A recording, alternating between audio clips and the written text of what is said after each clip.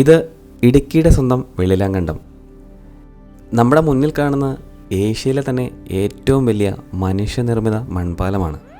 അതുപോലെ തന്നെ ഇത് ഏഷ്യയിലെ ഏറ്റവും നീളം കൂടിയ രണ്ടാമത്തെ മൺപാലവുമാണ്.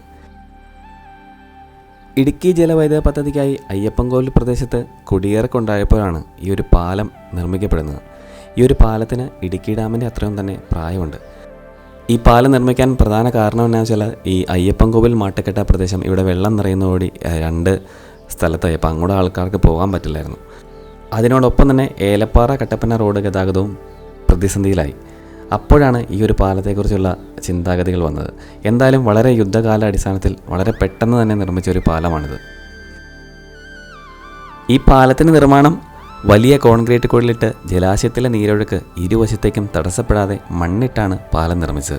അതിനോടൊപ്പം തന്നെ കാട്ടുകല്ലും മരവും ശിഖരങ്ങളും ഉപയോഗിച്ചിരുന്നു ഈ പാലം നിർമ്മാണത്തിന്.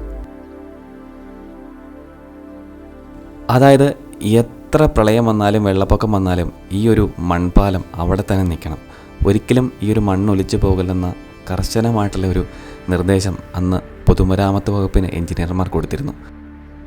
ഈ പാലം പണിതിരുന്ന കാലത്ത് കനേഡിയൻ കമ്പനി ബുൾഡോസർ കൊണ്ടുവന്നാണത്രേ ഈ പാലത്തിലെ മണ്ണ് നിറച്ചത്. അതുകൊണ്ട് ഈ പാലത്തിന് മറ്റൊരു വിളിപ്പേരും കൂടിയായി, ബുൾഡോസർ പാലം. എൻ്റെ മനസ്സിന് ഒരുപാട് സന്തോഷമുണ്ട്. കാരണം മലയോര ഹൈവേ നിർമ്മാണവുമായി ബന്ധപ്പെട്ട് ഇരുവശങ്ങളും കല്ല് കെട്ടി ബലപ്പെടുത്താനാണ് ഗവൺമെൻറ് തീരുമാനിച്ചിരിക്കുന്നത്.